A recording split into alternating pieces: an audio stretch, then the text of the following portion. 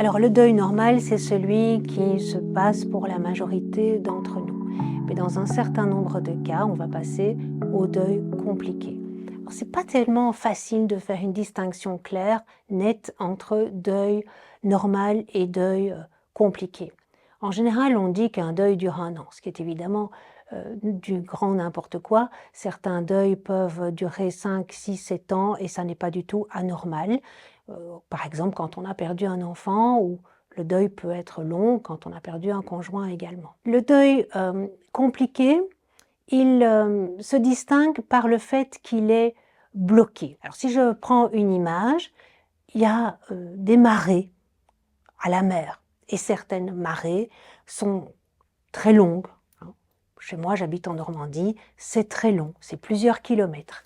Et donc la vague, elle vient et puis elle repart, elle vient, elle repart. Mais chaque fois, elle arrive à un autre endroit sur la plage. Le deuil normal est comme ça, c'est-à-dire qu'il y a des avancées et puis il y a des retours en arrière, mais chaque vague nous amène un peu plus loin. Dans le deuil bloqué, c'est comme si les vagues étaient figées, comme si c'était devenu une mer de glace, donc il n'y a plus rien qui bouge. Là, on va souvent avoir besoin d'un psychologue ou d'un psychothérapeute ou d'un coach pour avancer. Alors, il y a aussi cette particularité du deuil traumatique.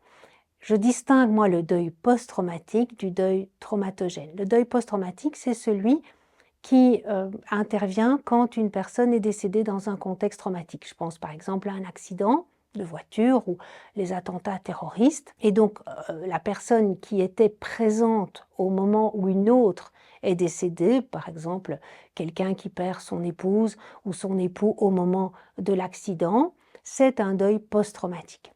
Mais on considère aussi que c'est un deuil post-traumatique, même si les personnes n'étaient pas présentes au moment des faits, parce qu'elles se sont fait une représentation.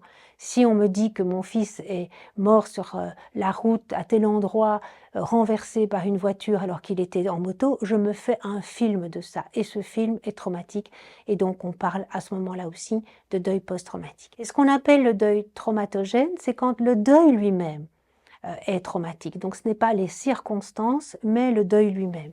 Par exemple, une personne qui, lorsqu'elle a perdu son mari ou son épouse, se sent complètement perdue, mais perdue comme l'est un petit enfant, et qu'il va avoir plein d'images de la relation, mais qui vont être des images négatives concernant sa capacité aussi à lui ou à elle à survivre à cet événement. Alors un deuil est toujours traumatogène, j'ai envie de dire, pour un enfant, puisque pour un enfant, ce qui va être un traumatisme, ce n'est pas nécessairement la mort, parce que les petits-enfants ne savent pas exactement ce que c'est la mort, mais pour un enfant, l'équivalent du traumatisme, c'est la séparation d'avec les figures d'attachement.